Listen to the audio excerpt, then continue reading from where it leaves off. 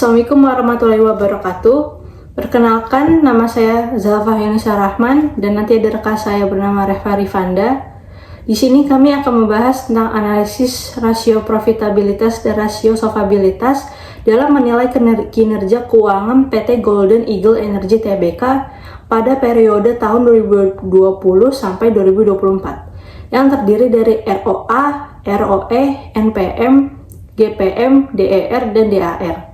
Di sini saya akan membahas bagian ROA, ROE, dan NPM. Yang pertama ada ROA.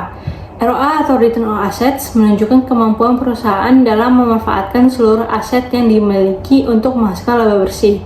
Hasilnya adalah pada grafik ROA PT Golden Eagle Energy menunjukkan fluktuasi signifikan selama periode 2020 sampai 2024. Pada tahun 2020, ROA berada di level rendah yaitu 2,65%, mencerminkan dampak negatif pandemi COVID-19 terhadap efisiensi penggunaan aset perusahaan. Tahun 2021 dan 2022 terjadi lonjakan ROA hingga mencapai puncaknya di 34,06%, menandakan pemulihan operasional dan efisiensi yang optimal. Namun pada 2023 dan 2024, ROA kembali menurun ke 25,40% yang mengindikasikan adanya tekanan pada laba bersih atau meningkatnya beban operasional yang tidak diimbangi dengan pertumbuhan aset efektif. Yang kedua, ROE atau Return on Equity mengukur seberapa besar laba yang berhasil dihasilkan dari modal yang ditanamkan oleh pemegang saham. Hasilnya adalah pada nilai ROE juga mengalami pola yang serupa dengan ROA. Pada 2020, ROE tercatat hanya 4,14%, menandakan rendahnya pengembalian modal kepada pemegang saham. Tahun 2021 dan 2022, ROE melonjak hingga 39,62%, seiring dengan membaiknya profitabilitas dan efisiensi modal. Namun, pada 2023 sampai 2024, ROE turun menjadi 32,01%. yang menunjukkan adanya penurunan kemampuan perusahaan dalam menghasilkan laba dari modal sendiri akibat tekanan eksternal maupun internal. Yang terakhir ada NPM atau Net Profit Margin, mencerminkan persentase laba bersih dari setiap rupiah penjualan.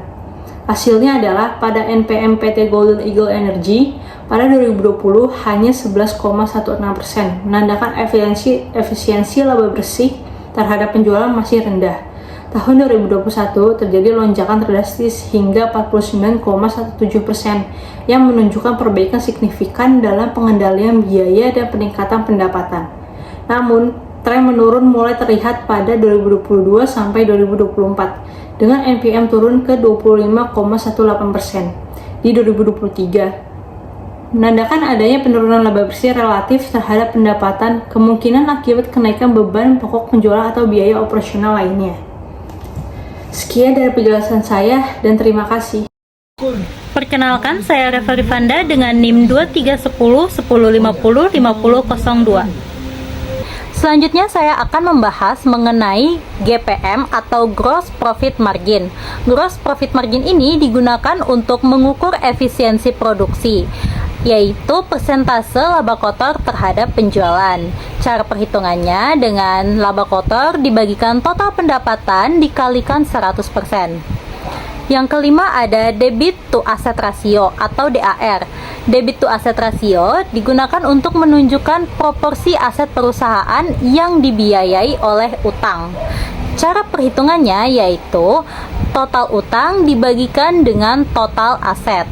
Dan yang terakhir ada Debit to Equity Ratio atau DER.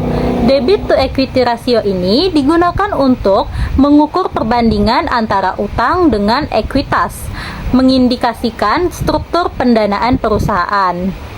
Cara perhitungan Debit to Equity Ratio ini yaitu dengan total utang dibagikan total ekuitas.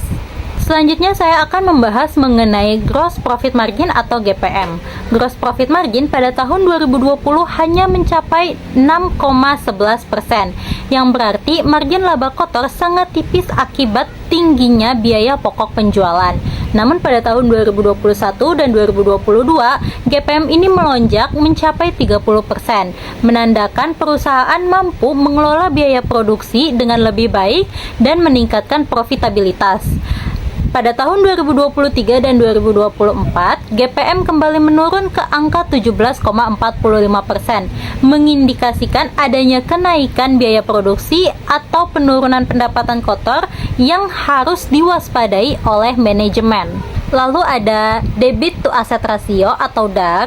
Debit to asset ratio ini menunjukkan tren kenaikan dari 32,6% pada tahun 2020 menjadi 54,55% pada tahun 2024. Artinya, proporsi aset yang dibiayai oleh utang semakin besar setiap tahunnya.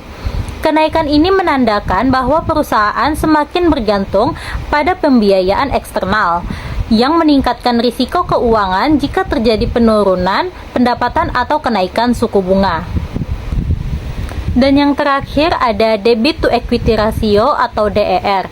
Debit to equity ratio ini meningkat secara signifikan dari 48,42% pada tahun 2020 hingga mencapai 120% pada tahun 2024. Hal ini berarti jumlah utang perusahaan sudah lebih besar dibandingkan modal sendiri, yang bisa menjadi sinyal peringatan bagi investor dan kreditur.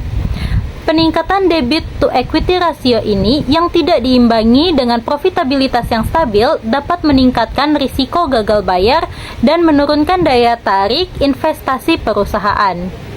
Kesimpulan dari laporan keuangan PT Golden Eagle Energy Tbk pada tahun 2020 sampai 2024 adalah analisis 5 tahun terakhir menunjukkan bahwa PT Golden Eagle Energy Tbk mengalami fluktuasi yang signifikan pada rasio profitabilitas dan solvabilitas. Peningkatan kinerja keuangan pada tahun 2021 dan 2022 diikuti oleh penurunan pada tahun 2024, sementara struktur modal yang sempat membaik kembali memburuk di tahun terakhir.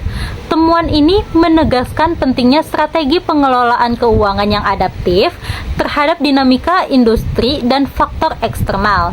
Penelitian lanjutan dapat mengkaji faktor-faktor penyebab penurunan profitabilitas dan peningkatan utang pada tahun 2024 serta implikasinya terhadap keberlanjutan perusahaan.